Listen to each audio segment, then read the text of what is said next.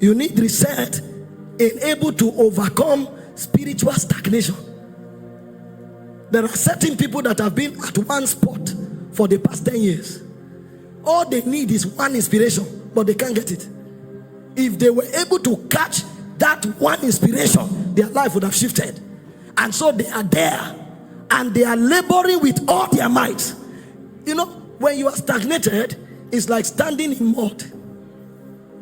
If you don't struggle, you remain. If you struggle, you sink. Meanwhile, you cannot not just remain. You have to struggle. So the more you struggle, the more you sink. That's the mystery of stagnation. When God resets you, he brings help to lift you from stagnation. He pulls you out. So it is no longer by your own strength, it's by a strength beyond you. So in the company of the righteous, such possibilities exist, but it takes a reset for it to happen. This is why those who understand it, they cry for it. In Psalm 85 verse 6, it said, will you not revive us again, that your people may rejoice in you? Will you not revive us again? We have been here for too long. We have struggled. The more we struggle, the more we go back. The more we struggle, the more we sink. Will you not revive us again? We have been stagnated. We've done all we know. There's a refreshing we require. There's a light we require. There's a push we require. That is what God comes to do when he resets a man's life. He shifts him by his power, and that man discovers that he has moved not by his own strength, but by an external force. Because sometimes when God resets, he doesn't reset you, he resets your environment. It's an intelligence. It happens in the demonic realm. I know it by experience. Some years ago, I was praying, did my degree, did masters. I was on one spot. I thought when I added more certificates, things will happen. The more you add, the more you become unemployable. If you had degree, they would have managed you in that school. Now that you have masters, we can't pay you. And I began to seek God.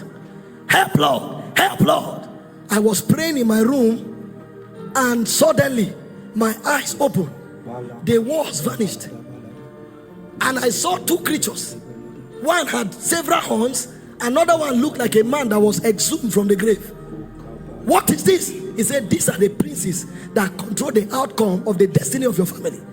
And as we were talking, I discovered my room was in my village. When did I transport? That means no matter where I travel to, I was still in my father's compound. If you like, go to London. You are seeing London Bridge. Oga, you are in Otuba. Until your environment is reset, your labor is wasted. As I was praying, the Lord told me their powers are locked into four things: pride, alcoholism, womanizing, and lying. He said, avoid it to become invincible. That is reset.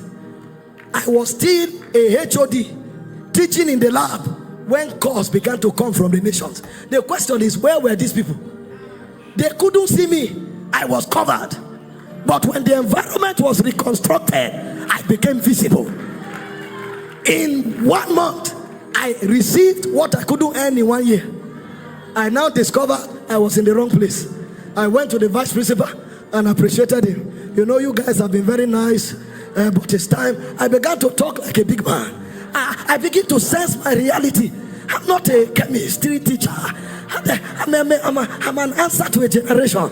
You know, there are scriptures you can't believe until something happens. It became real to me. Though you were a desolate land, no man went through you.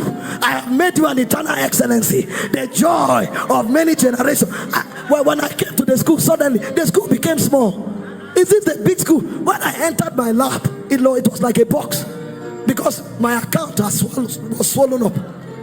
I said, is this the lab I come to enter every day? How did I squeeze into this lab? Come on, man. I went to my house. Suddenly my body became noisy. And I said, what is happening? Why is this city not developing? I started getting ideas, because something has happened. See, in the name of Jesus, anything that needs to change for you to change, they change now.